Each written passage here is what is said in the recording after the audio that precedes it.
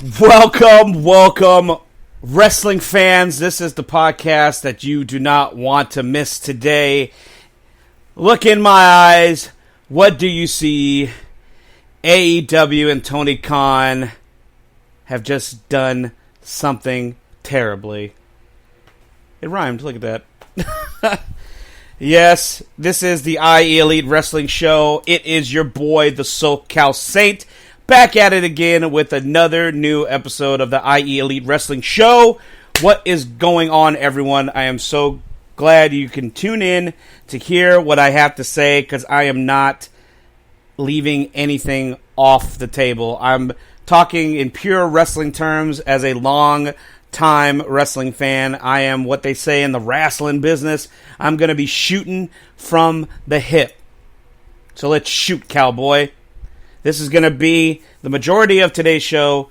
I'm not going to be talking about any news except one particular thing, in my opinion, on the entire situation, this entire saga that started last September in Chicago at All Out, a.k.a. the Brawl Out fiasco, and it just grew and grew and grew and turned into this craziness that took place at the biggest night in AEW's short time in existence, All In, which you can now call aka Brawl In, which led to the crazy news of the firing of one Phil Brooks, aka CM Punk.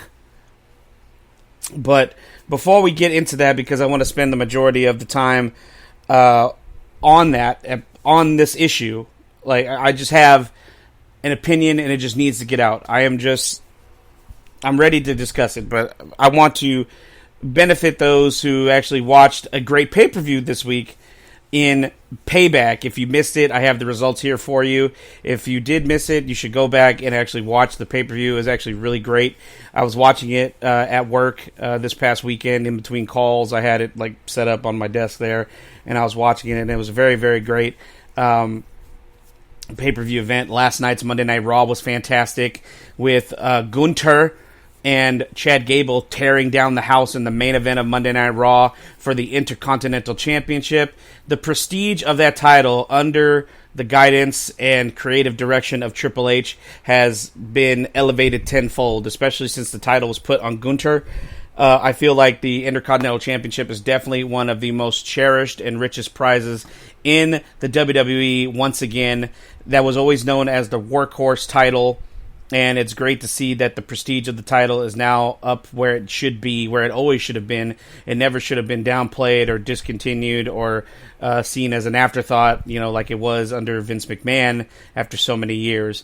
But they put on a fucking awesome match last night in the main event of Monday Night Raw. Gunther did finish off Chad Gable after a powerbomb and clothesline from hell, pinning Chad Gable 1, 2, 3. After that match, with this victory, he has made history. Gunther is now the longest reigning Intercontinental Champion in history.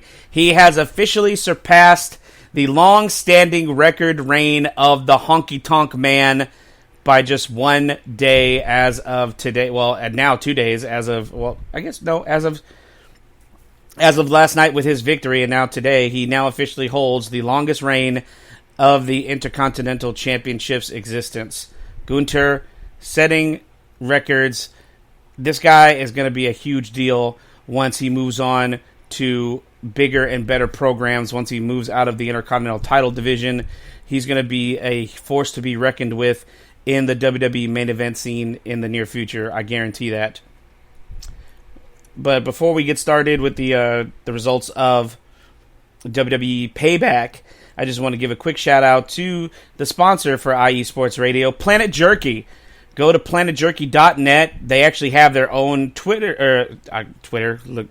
X page on X at Planet Jerky. Please follow them. Follow me as well at IE Elite Pod, where I always share postings about our great sponsor, planetjerky.net. It's 100% pure beef brisket, beef jerky, premium beef biscuit. I'll say that 5 times fast. 100% premium beef brisket jerky, no MSG, low in sodium, high in protein, low in sugar. It's good for you if you're on a protein-based diet. If you just love beef jerky, it's great. It's great tasting. I have actually tried it. I put it on my page. If you follow me on X, you saw my taste test when I got my bags of Planet Jerky. Delicious, delicious jerky. It's sweet. It's savory. It's delicious. And please check out planetjerky.net and order yourself some delicious, delicious premium beef jerky. It's planetjerky.net. This jerky is on a whole other planet. Ooh, yeah!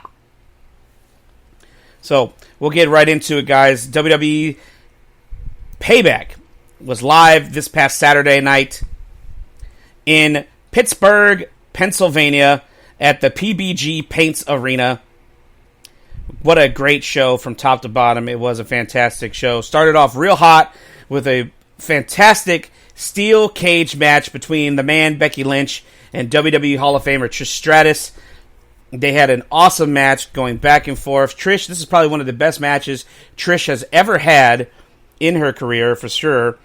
I have never seen Trish had such a great match like this, especially in this part of her career. She's in her mid to late 40s. She's still absolutely fucking gorgeous. She's still absolutely fucking athletic, and she put on an absolute fucking, I hate to use it, banger of a match with Becky Lynch. They had a great steel cage match, a lot of crazy spots. There was one spot where Trish was hanging outside of the cage when she was trying to climb out of the cage for victory, and she had her legs caught in the top of the cage, and she was hanging from the top. It was a little scary. I got a little nervous there for Trish, but it was great, and it ended up being a big manhandle slam from the top rope. Becky Lynch getting the pinfall, 1, 2, 3. Becky Lynch finally gets some revenge against Trish Stratus, and the end result was Zoe Stark coming out and Trish putting all the blame on Zoe Stark for not being able to help her defeat Becky Lynch. And Zoe Stark, after being slapped by Trish Stratus, took off her Thank You Trish t-shirt and hit the Z360 on Trish, leaving her laying in the middle of the ring. The partnership between Zoe Stark and Trish Stratus is no more. Next match on the card, after being presented by the official host of Payback, which was one John Cena. John Cena made his return to the WWE this past Friday on SmackDown, and he will actually be a part of the WWE for the foreseeable future here, and I have the dates here listed if you're eager to see the WWE's biggest star possibly in the last 25 years for certain. John Cena, a first ballot, a future Hall of Famer. John Cena, the 16-time world champion, will be a part of WWE SmackDown for the following dates. It will be Friday, September 15th in Denver at the Ball Arena. Friday, September 22nd in Glendale, Arizona at the Desert Diamond Arena. Friday, September 29th at Sacramento, California at the Golden One Center. Friday, October 6th in St. Louis at the Enterprise Center. Friday, October 13th in Tulsa, Oklahoma at the BOK Center. Friday, October 20th in San Antonio, Texas at the AT&T Center. And then Friday, October 27th in Milwaukee at the Pfizer Forum. So John Cena is going to be in attendance for the foreseeable future on these upcoming SmackDowns. And he even presented, of course, he was the host of Payback and then named himself the special guest referee for this next match. L.A. Knight. Yeah! Yeah! Yeah! Yeah! L.A. Knight. Yeah! Defeated The Miz one-on-one. And they had actually a pretty good match. Miz has had a very one-sided record this year. If you keep track of wins and losses in the WWE, Miz has definitely been on the losing end of the majority of 2023. But Miz is just one of those guys that he's a strong hand. He's been a strong and, just dedicated and dependable WWE superstar. Whenever they need someone to help put over a new talent, to help push a storyline, whatever the case may be, The Miz is always there to do the deed.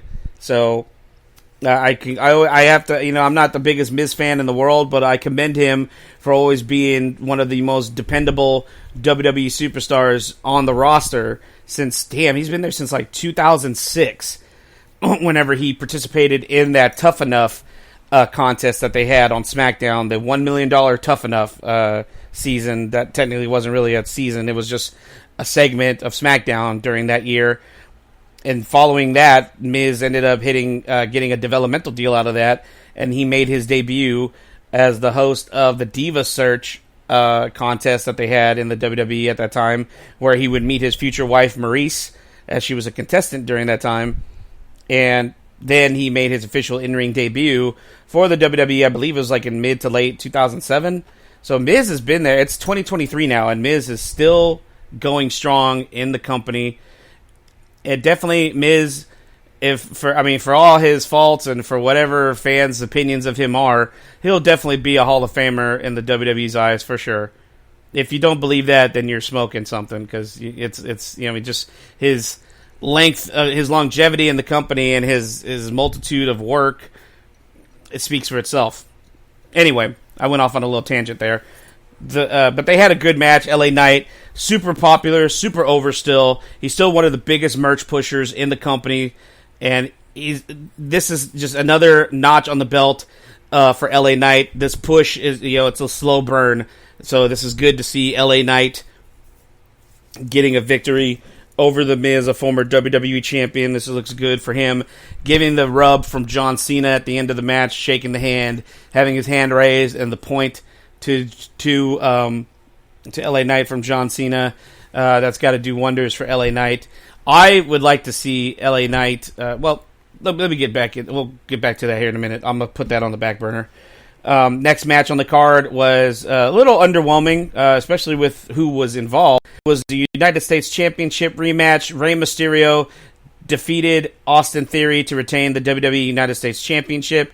It was an okay match. I mean, for a Rey Mysterio match, it was, which is sad to say, because I feel it's really rare that Rey puts on a bad match, but it just depends on who he's in the ring with, and I don't think, like, him and Theory I don't think they really vibe that well together. I don't really see what the deal is with Theory. I'm kind of lost on Theory, honestly. I mean, he's a good hand in the ring, for as young as he is, but I don't really get what his shtick or his gimmick is. I mean, he had something whenever he was doing the cell phone thing, and he was taking selfies with everyone that he would defeat, and he would take selfies on his way to the ring, and after he would win. I mean, it was something. I mean, it's not the greatest of gimmicks, but I mean, it was something and made him stand out in the crowd. But now, I mean, since he got rid of the phone thing and he's lost the United States title, which admittedly, that United States title reign was very, very forgettable. It definitely was not, I wouldn't call it or hold it in the same regard as Gunther's Intercontinental Championship reign has been. It was very forgettable. I almost forgot he was United States champion at times whenever he still had the belt. That's very telling. I mean, it's not. They always say the title doesn't make the wrestler makes the title, and this is definitely one of those cases where it did neither. Next match on the card was a fucking awesome match. Terry Funk, God rest his soul, would be smiling down from the heavens on this match, because I'm sure they did this in honor of him. It was a Steel City street fight for the undisputed WWE Tag Team titles. The Judgment Day, Finn Balor and Damian Priest in your Money in the Bank, defeated the team of Kevin Owens and Sami Zayn to win the undisputed WWE Tag Team titles. The Judgment Day is now full of gold. Balor and Priest are now the undisputed WWE Tag Team champions. Dominic Mysterio, Dirty Dom, is still the NXT North American champion. Rhea Ripley is still the Women's World Champion. And Damian Priest is still holder of the Money in the Bank briefcase. The Judgment Day is definitely one of the strongest stable in the company right now. After the dissolution of the Bloodline, the Judgment Day is now taking the top spot as the biggest, most powerful, most successful faction in the company today. And like I stated, Rhea Ripley is still the women's world champion because the next match was Rhea Ripley successfully defending her women's world title against Raquel Rodriguez. It was a decent match. I heard some not so favorable chants in the crowd. I think there was a couple of boring chants out there, which is a shame for those two women. I thought they would actually match up pretty well together. I know Raquel, I mean, she's still pretty green. I mean, for as long as she's been working. She hasn't been working that long, not like Rhea. Rhea, of course, is a total pro, but I feel like this is going to build to something else. They do have a rematch coming up next Monday night on Raw. It made official last night on Raw by Adam Pearce. And in the main event for the World Heavyweight Championship, Seth freaking Rollins defeated Shinsuke Nakamura in an awesome, awesome match. This was the first time ever these two guys battled it out in the ring, in a WWE ring. I don't know if they've ever battled it out on the indies, per se. I would have to do some digging and find out for myself. But this was a great match. Shinsuke Nakamura is in an awesome transition right now in his career. This is how Nakamura should have been presented from the start. This very menacing, this very callous, this very Predator-like king of strong style. You know, this is very beneficial. I feel like this run right now is very beneficial to his career and longevity. It's showing that Nakamura can be a well-managed heel. His first heel run, I feel like, just fell a little flat. I feel like it didn't really make sense. This one, it seems so much better. Like, he's making his intentions known. He wants the title. He knows Seth is injured. He knows Seth has a bad back, and he's going to focus on that. And these guys went out. They beat the living crap out of each other for nearly 30 minutes. Seth freaking Rollins getting the win with a curb stomp. 1, 2, 3. Seth freaking Rollins still the World Heavyweight Champion. And just a little tidbit here, crazy to know, because especially as big of a star as Nakamura is, especially to the internet wrestling community, this was the first ever WWE pay-per-view that Nakamura has ever headlined. Nakamura headlined, a few NXT takeovers down whenever he was down in NXT during that run, but never had he pay-per-viewed, main evented a main roster pay-per-view. So that's awesome. I mean, it sucks that it took this long, but I think that match spoke for itself, and it showed that Nakamura definitely belongs where he is right now. He is being booked really strong, and I feel like we're going to get another awesome match out of this feud. This feud is not yet over, especially if you watched Monday Night Raw last night. We will see Nakamura and Rollins once again inside a WWE ring for that World Heavyweight Championship. And so that was the results for Payback.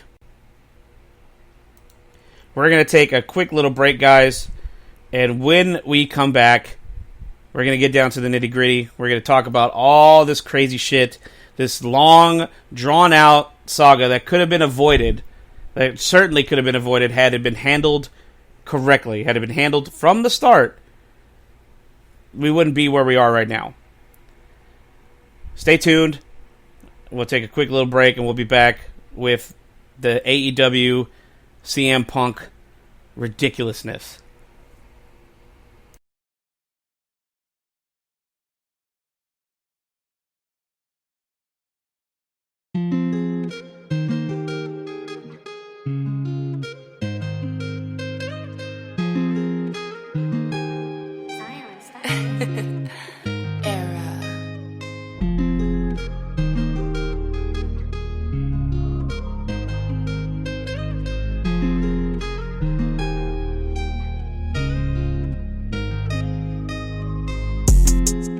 What's good, everyone? It's Drewski, the host of Heart of Texas Sports on IE Sports Radio, your direct feed for all that is sports. On this station, we cover everything in the Dallas-Fort Worth, Texas area. From where we cover the Dallas Cowboys, the Dallas Stars, Dallas Mavericks, Dallas Wings, Texas Rangers, TCU, SMU, we cover it all right here every Wednesdays from 9 to 10 p.m. Central Time. Make sure you stay live with me on the Heart of Texas Sports on IE Sports Radio, your direct feed for all that is sports.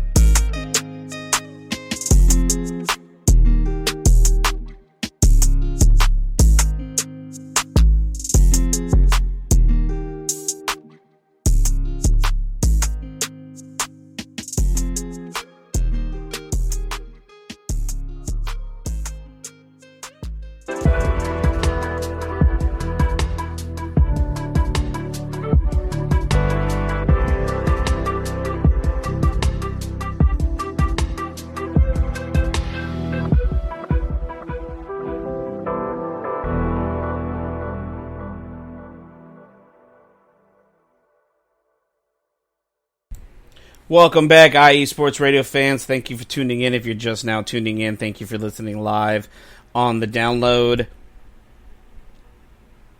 And thank you if you're listening. If you're listening live, thank you. If you're listening on the download, also thank you. If you're listening on YouTube, I do appreciate it. This is the IE Elite Wrestling Show. We started off the show with some WWE news. We went over the Payback results and a little bit of Monday Night Raw results. Oh!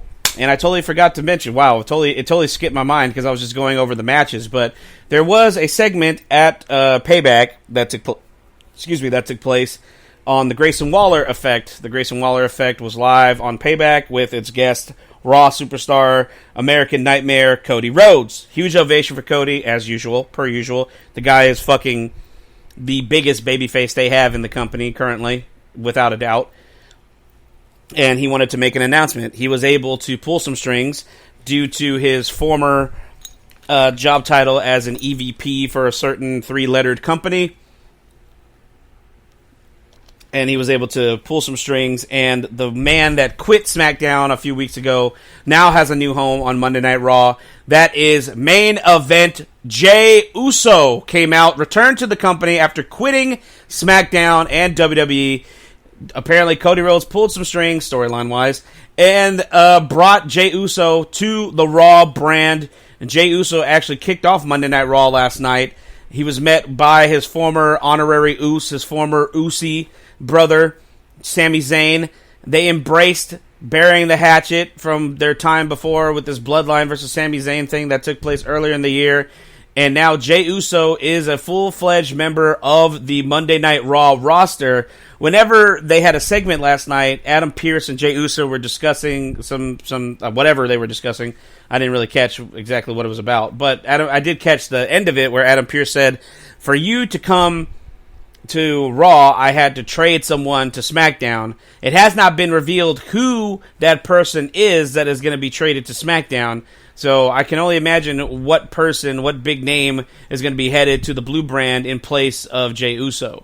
So we will see, and I'll keep you all posted. If it doesn't happen this coming Friday, I will keep you posted on what the rumor mill has it for who will be that person to be traded to Friday Night SmackDown for Jey Uso. But let's get down to the nitty-gritty. Okay, so I really expected today I was going to go over All In since I didn't have a chance to do a show last week. I know I missed a week, guys. I do apologize. That was because of work. Duty calls, man. I had to do what I had to do to feed my family, so to speak. So it is what it is, and I do apologize for not being able to be live for you guys last week. So I had already had it in my head, like, okay, I'm going to go over Payback, and then I'm going to go over and really take a decent amount of time discussing the biggest night in AEW's short history, which was All In London. And I would have discussed All Out as well, because All Out was this past Sunday. But you know what? Honestly, nobody was talking about this monumental thing that AEW was able to accomplish. All they were talking about was the shit that happened behind the scenes. And now this is getting real. This isn't the SoCal Saint talking right now. This is Martin Sandoval, the man behind the stupid nickname that I use on this show. And as a wrestling fan, we tend to be like, I compare us to like football fans because everybody has, their armchair quarterback moment where they said, I would have played this and I would have done this and, and this is how I would have made that play and yada yada, whatever. Wrestling fans are the same exact way. I would have booked it this way. I would have had this guy versus this guy. I would have had this guy go over instead of this guy. It happens all the time. This right here, though, this whole fucking ridiculous, childish, immature bullshit that has been going on for far fucking too long in AEW has now cost AEW by far its biggest star. Don't ask Chris Jericho that, because in his mind he's the biggest star, so whatever. But in factual, their biggest star, their biggest draw, their biggest merchandise seller for fact, and the man that was bringing in the biggest ratings that they could have. Phil Brooks, known better as CM Punk, is no longer employed by All Elite Wrestling. And this was the end result of another backstage altercation that took place at All In, which I am now dubbing Brawl In, just like All Out last year was dubbed Brawl Out because of what happened between himself, Ace Steel, and the Elite. And it all stems from that. It all breaks down to this. So apparently, well, you know what? Because there's so much about this story. So, okay, so here we go. The promotion, AEW, terminated CM Punk's contract following a physical altercation with Jack Perry, also known as Jungle Boy, or formerly known as Jungle Boy, before the main card of the All In pay-per-view event. During 0 Hour, which is their pre-show, Jack Perry defended the FTW World Title against Hook in a Anything Goes match. There was a spot in the match where Perry and Hook were on the stage next to a vehicle, a very short-looking limousine that he was driven to the ring in, Perry was, and Perry taps on the glass of the windshield of the vehicle, the front windshield, the main one, and he looks dead in the camera and goes, "Real glass, cry me a river," and then proceeds to take a body backdrop bump through the windshield. And if you've been reading the dirt sheets lately, there was a story that came out just a couple weeks ago prior to All In that apparently Jungle Boy wanted to do a spot where he went through a car windshield for some reason. I don't know what the fuck he's thinking. The last time someone did a spot with a car windshield, they almost lost their arm, and that was actually Hall of Famer Goldberg that I recall. And this happened back in WCW many, many years ago when Goldberg legit broke a car windshield with his fist after hitting it repeatedly over and over again. He ended up getting cut and nearly cut several nerves and arteries, and he could have died or lost his arm. And that's legit. That's not kayfabe. That's shoot. Anyway, so apparently he was told no to the spot. Like, no, you're absolutely not going to be doing this spot. And Punk had some words and saying, "You're not doing it. You're not doing that. It's fucking stupid. You're not doing that." And then, as a callback to that story, that's what that line was about. And apparently, after the match was over, Perry was hitting the ring, or hitting the backstage area. Punk and Samoa Joe was announced as the first match, the opening match for All In. Punk versus Samoa Joe for the Real World Championship. That was going to be the opening match of All In. And I was looking forward to that. I actually watched All In. I watched All In its entirety. It was a good show. It was decent. I'm not going to say it blew me away or anything. It wasn't the fucking end all be all like some of these fucking AEW marks, but it was a decent show. I will say this, Punk and Joe was definitely one of, if not the best match of the night. Most definitely. I thought their match was fucking awesome. Punk and Joe had a really, really good match. Awesome match. But what we didn't know prior to the match, just minutes before they were supposed to go out, before they went live on pay-per-view, apparently Punk approached Jack Perry backstage, They got into a heated altercation, and Punk ended up apparently sucker punching Jack Perry after telling him, "Do we have a problem? You have a problem?" And Jack Perry apparently put his tail between his legs. Was like, "We ain't got a problem." And then Punk fucking whichever story you read, either Punk punched him or Punk face pied him or pushed him, whatever the fucking case. Whatever, he put his hands on Perry. Perry put his hands on Punk. Punk put Perry in a fucking chokehold, and it became this big fucking thing where apparently it was actually more ridiculous than originally thought, because I thought it was just between the two of them and they got separated and that was that. But apparently, this altercation resulted in, it then led to another altercation between Punk and then the AEW president, Tony Khan.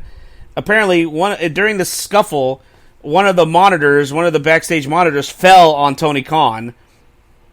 Take this with a grain of salt because of who it's coming from. Dave Meltzer and Brian Alvarez of the Wrestling Observer newsletter said that he had to tone that whenever he was reporting this, that he had to tone down the description of Punk's actions. According to Meltzer, the situation was more serious than just Punk lunging at Tony Khan. This is apparently what happened after he was separated from Jack Perry. Apparently, Punk grabbed either he did something to Punk.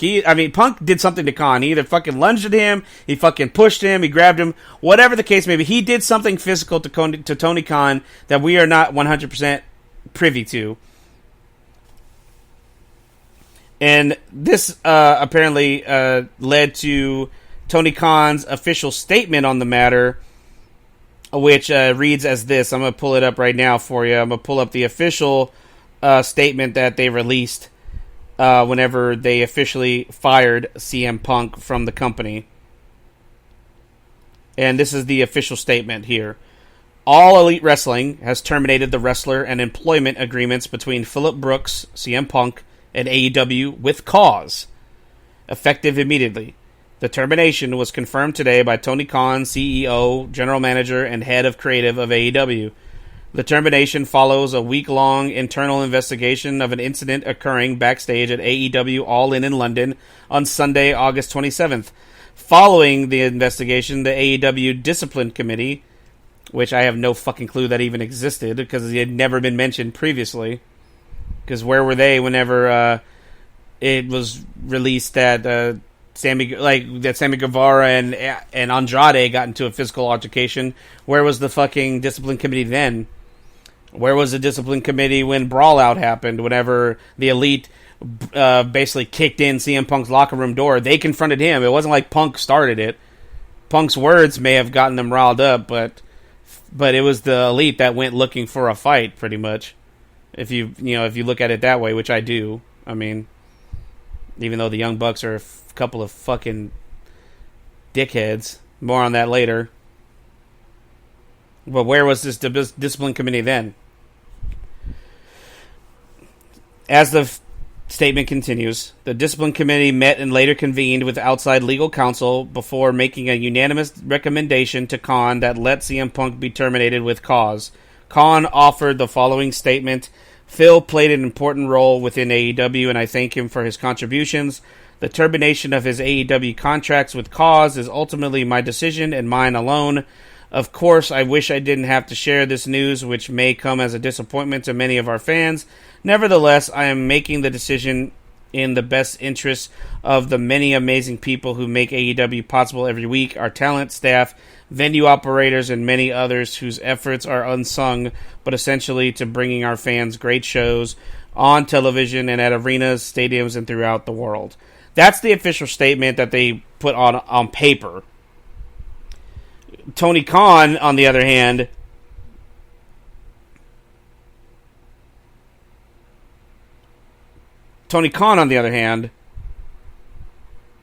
basically, he came out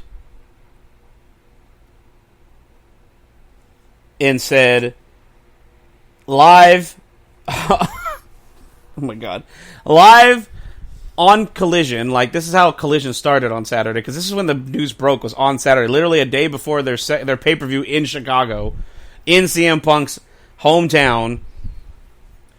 He does like a pre-taped thing, apparently, but he did it live in front of the crowd too, which what did he fucking expect was going to happen?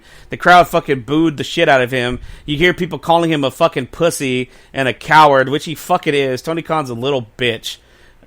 Whatever. Fuck Tony Khan. I'm sorry. I'm going completely, no pun intended, all in on Tony Khan. He's a fucking pussy, okay? Fuck him. If you don't know what the fuck you're doing, get out of the fucking business, because it's obvious you don't know what the fuck you are doing. You're a money fucking mark who has all these wrestlers fucking so far up your ass You know exactly what each of them had for breakfast. Okay? He's a fucking dipshit. Tony Khan is nothing more than a money mark who wants to be friends with all these wrestlers that he grew up watching. And he doesn't know how to act like a fucking boss. None of this shit, none of this shit would ever happen. It wouldn't even get this far in WWE. Whatever your opinions of WWE, of Vince McMahon, with all his fucking terrible faults, because Vince McMahon is no fucking saint. It's obvious. He's a fucking prick. And probably a predator, based on all the shit that came out in the last couple years. Even with all that, he still held control of his company. He was a boss. He wasn't buddies. He wasn't friends with wrestlers. He was their fucking boss. Did he have some better relationships with other talents? Yeah. You know why? Because those were the talents that made him the most fucking money. Those were the talents that put him over the map, that put him on the map, that put him over the map. The Hogans, the Michaels, the Harts, the Austins, the Rocks, the Triple H's, the Cenas, the Romans. There's certain the takers even. These guys, you know, I mean, he would not fucking put up with this. This shit would not fly. Any old school promoter, any promoter would know for a fact it's bad for business if your talent can't fucking get along. It's all about making money. If we're making money, if we're successful, you're making money, I'm making money, he's making money, we're all making money. That is the point. No one gets into a business to not make money. And if you do, you're a fucking idiot.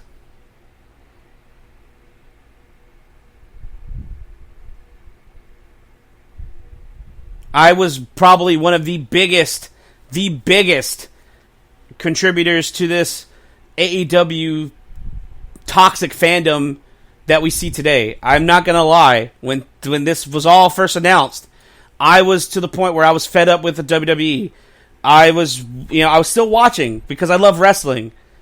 I had my opinions. I didn't stop watching. I still watched it. I gave my opinions on a daily basis. I still had my show at the time. I was still talking about it. And then when the AEW got announced, I was excited. The potential for a second promotion in the United States to rival the WWE. The last time that ever happened on a national scale, hell, even on an international scale, was back in the day as I was a kid growing up in the Attitude Era during the Monday Night Wars with WCW, WWF at the time, and even on a lesser degree, ECW. There was options. And then there weren't. Until, a little promotion known as TNA came along and gave a little bit of a difference, gave a little bit of a chase to WWE. They were never, ever going to take control of WWE for certain. There was no way. Nobody could stop the juggernaut that the WWE is. But it gave us an option. Hell, Ring of Honor was birthed out of the depths of WCW and ECW. So there were still options at the time. On a lesser degree on both of them. And then, out of nowhere, this small little resurgence of the indies started happening. You had the rebirth of and the regrowth of New Japan Pro Wrestling that had a lot to do with it. And that's what led to the first ever All In pay-per-view, which led to the birth of All Elite Wrestling. And I was so excited. My buddy who used to host the show with me, Matt Petrushka, shout out to Matt, he was really fucking excited too. We were all excited. We were so jaded on the WWE product at the time that we were so fucking excited. We were huge fans of Bullet Club. We were huge fans of the Elite. Sad to say. Now, especially. And we were just eager for something different. And at first, it was great. That first couple years was great. Even through the pandemic, AEW was still putting on decent shows. They were still a little more watchable than WWE, especially in 2020. WWE was damn near fucking impossible to watch. But then, and then 2021 hit, and things started turning for both companies. WWE started getting a lot more traction, especially with Roman becoming the tribal chief. That definitely changed things. You had the return to professional wrestling after 7 fucking years, CM Punk. Punk had not been seen in a wrestling ring since January of 2014.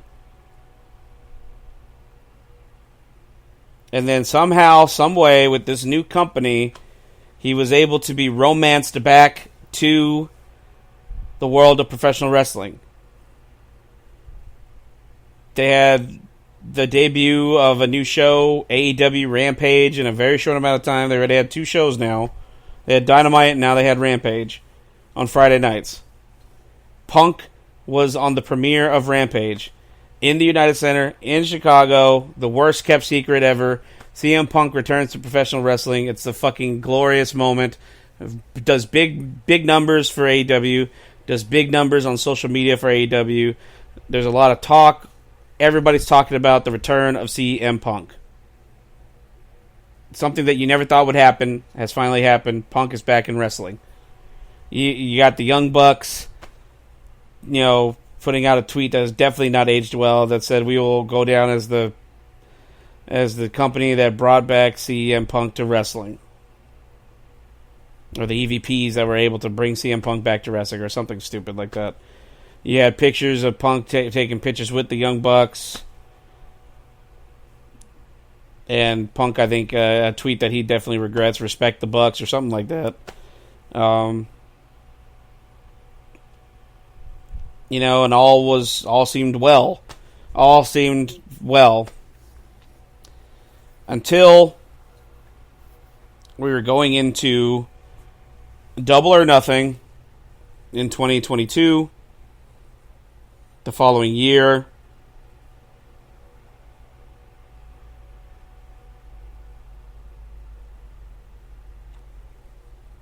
When apparently Hangman Adam Page, who was the AEW World Champion at the time, shot on CM Punk to his face during an interview that they had. It was a face-off interview leading into their match at Double or Nothing. I can't even remember what was said. It was like a throwaway line. Literally, it wasn't even the whole promo. It was like a throwaway line in this promo. But that was the catalyst. That was the light that lit the fuse that turned into this fucking explosion of shitstorm that AEW has been in since last September with CM Punk and the Elite. Because after CM Punk defeated Jon Moxley at All Out last year, that famous media scrum with AEW, Punk sitting next to Tony Khan, and basically Punk shitting on Page, shitting on the Elite, shitting on Tony Khan himself, basically, shitting on the entire company, and Tony Khan sitting there right there just being emasculated in front of the world for everyone to fucking see. It's it's fucking ridiculous. If you rewatch that shit is funny. It's funny now to me. It's so funny to watch. You can just see Tony Khan's face, and you could just, and he's not doing a damn thing. Oh, a man with authority, a boss with authority, with respect, would not have let that go on. He just let Punk talk and talk and talk and just let out this fucking diarrhea of just fucking shit talking about everyone, the EVPs of the company. And Tony Khan's just sitting there with his stupid, wide-eyed glaze, like a fucking idiot that he is, just letting it happen. Just, it boggles my mind, because okay, I mean, I don't know what I could compare this to. You know what I mean? Like, I just, like, that would be like, oh my god, I'm trying to think of like, I mean, that would be like Roger Goodell sitting next to, I don't know, fucking Patrick Mahomes, and Patrick Mahomes is sitting there at a media scrum, and he's talking about, the NFL is full of fucking pieces of shit, and fucking Roger Goodell is a fucking idiot, and and fucking, he's just going off on his organization. He's going off against the Chiefs. He's going off against the NFL in general. And Roger Goodell's just sitting there just like, with his thumb up his ass, not saying a word. I don't know if that's a good analogy, but I mean, like, can you imagine that happening anywhere else outside of professional wrestling? I mean, or at least to anyone that has authority, that has ownership, that owns a company, that runs a company. Tony Khan's just sitting there like a fucking idiot with his thumb up his ass, just letting this guy shit talk everything that he's accomplished, basically. If Tony Khan had any fucking balls, before Punk could even finish the first sentence, he would have been like, all right, okay, this media scrum's over, you guys, everyone have a good night. He would have, and if he would have done his fucking job, be a fucking boss instead of buddy Tony, everybody hug me, thank you, I'm so grateful, you're such a great wrestler, thank you, oh, you smell so good because I'm hugging you so close, I love you. He's so fucking socially inept and awkward. It's so fucking cringy.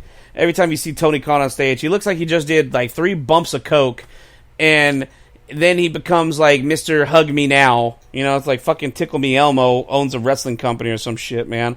I don't know what to fucking think about it. It's just ridiculous. You know what I mean? But if he had some fucking balls, some fucking cojones, he would have fucking pulled Punk aside and be like, if there's an issue, we need to fucking discuss this, okay? Because you're not helping anybody. If this is not leading to us making any money, then you need to shut the fuck up. If you got any fucking problems, you need to pull Hangman aside. If you need me to be there, I'll be there to mediate. But whatever the issue is, you guys need to fucking settle it and let's squash it and move on. Period. And that's it. That's all he had to do. But no, he didn't. And then it led to Brawl Out. After that, after all the shit that Punk said, that led to the big fucking backstage fucking melee between the Elite and Punk and his buddy Ace Steel, where Ace Steel apparently bit Kenny Omega. Fucking Nick Jackson got hit in the fucking face with a chair. And basically the Elite got their asses whipped for the first time in their life, for real. And they couldn't handle it because they are fucking immature and socially stunted. In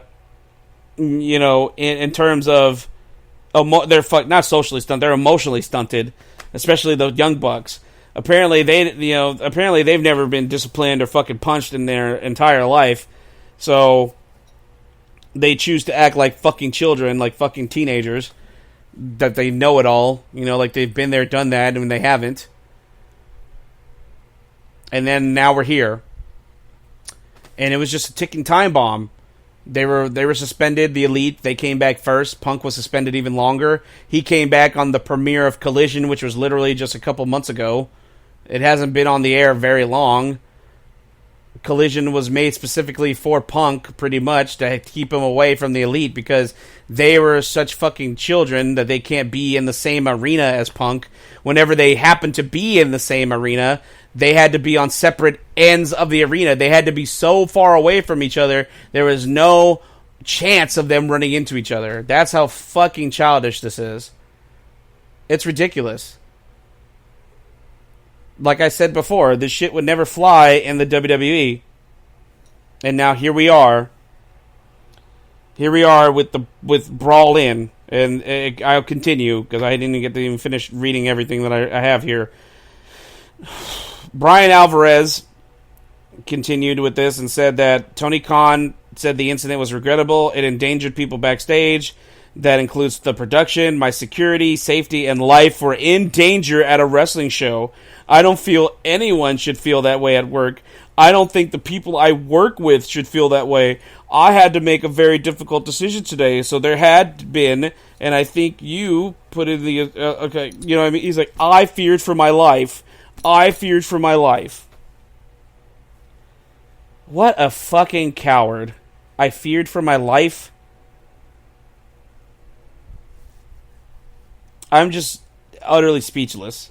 What a fucking sackless, ballless coward.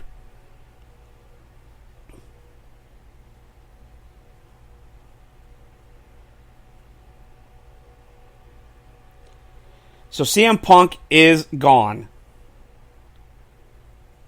CM Punk is officially gone from AEW.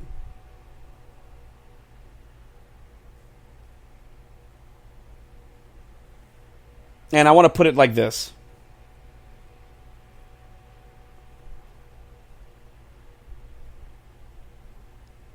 Well, here we go. Before I get into that, before I give my final thoughts, this is the backstage insights. This is backstage in terms of AEW's locker room and actually the WWE locker room on the news that CM Punk was terminated.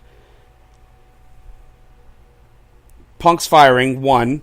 CM Punk wasn't just released from his wrestling contract. He was fired as an employee of AEW. As of now, it's unclear if there are any severance or non-compete clauses associated with the termination. Already, there's been some WWE speculation following Punk's firing. Speculation among fans has turned to the possibility of his return to WWE. However, according to Sean Ross Sapp at Fightful, he notes that the sources within WWE were caught off guard by AEW's move and had no expectations of Punk returning to WWE. It's also mentioned that Punk still has unresolved issues with some high-level figures within the WWE. The original all-out main event was supposed to be CM Punk defending the Real World title against Ricky Starks. Punk was replaced by Bryan Danielson.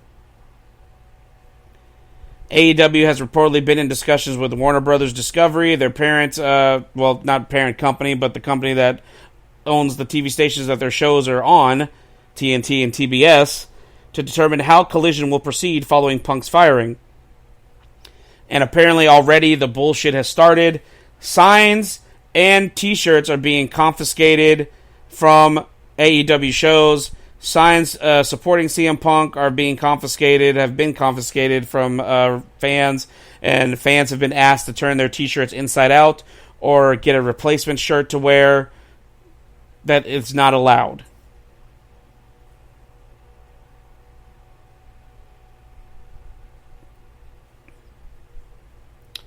So yeah. How can I put this? With all this said and done,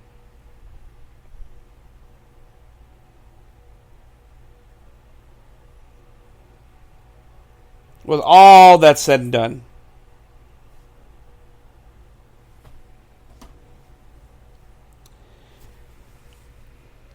so CM Punk, I'm not going to excuse any of his behavior because a lot of it was ridiculous. A lot of shit that he was doing, that he was rumored to have been doing, without guarantee, without us knowing for sure. All the stuff that has been reported since he's come back to the company has been pretty fucking nuts, and I'm not going to take any blame away from him. I'm definitely not going to take any blame away from Kenny and the Young Bucks. I feel like it's more the Young Bucks than Kenny for most part. But I mean, even the Young Buck, they just did another BTE where they had Kenny Omega apparently drinking Pepsi. As everyone knows, Punk has a Pepsi tattoo on his arm and saying it tastes like gasoline. And then the Bucks were eating deep dish Chicago pizza and drinking Coca-Cola instead of Pepsi with the deep dish pizza, as like a shot at CM Punk. The guy just got fired. You two fucking ass clowns couldn't be fucking men and actually sit in a room with the guy and squash whatever beef you guys have. But no, because you're two fucking pussies about it. So I have no respect for the fucking Young Bucks anymore. What little respect I did have for them is out the fucking window. Fuck those guys. Fuck those two dumbasses. They're not innocent in this either. But with all the shit that between Punk and the Bucks and the Elite, it all falls on one man, and that man is Tony fucking Khan. The owner, CEO, head of creative, of whatever you want to call it, money mark of all Elite Wrestling. It falls on his shoulders because at the end of the day, this man, if you even want to call him that, this quote-unquote man, couldn't sack up, be a boss, and just squash this childish bullshit happening in his company. And that is why this is the self-destruction of AEW. AEW, whatever growth that they have, I feel like this is going to be a long-term effect for AEW. Punk was your biggest merch seller. Punk was moving numbers for you ratings-wise. Punk was moving numbers for you tickets-wise. And you fire him because you felt like your life was in danger. It never would have came to this had you fixed the problem from the beginning. But he let this shit fester. He let this shit grow and grow and fester and grow and fester into what it became. No leadership whatsoever. The inmates are running the asylum, and that's not good for business. That's not, no pun intended, best for business.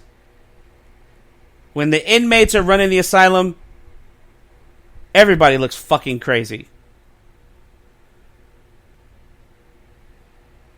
And Tony Khan, trying to be Mr. Buddy Buddy, Mr. Everybody's favorite boss, Mr. Hug Me after every interview you do, after the media scrums, these stupid hugs that you give to all these wrestlers who couldn't give a shit less about you. They just know that you got fucking deep pockets and they can work you for all that you're worth. At the end of the day, that's what it is. You may believe otherwise because you feel like you're buddy buddies with them. No. You're a fucking money mark. They see nothing but dollar signs on you, and that's going to be your fucking legacy.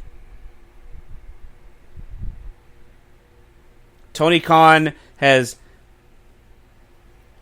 I would have to say, I have to put it all on the shoulders of Tony Khan. He has single-handedly created his own self-destruction story for his own company. Because he couldn't get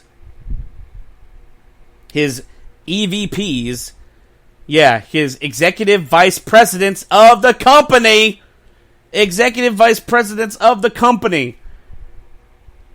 to act like fucking adults with one of their talents and settle whatever beef they had. It's fucking ridiculous. Absolutely, without a shadow of a doubt, ridiculous. And that's all I got to say about that. Tune in next week, guys. We'll have a better show, probably a more positive show, hopefully, of the IE Elite Wrestling Show. Same SoCal Saint time, same SoCal Saint channel. I'm your boy, the SoCal Saint. This has been the IE Elite Wrestling Show. Please follow me on X at IE Elite Pod, and I will see you guys next week. Peace.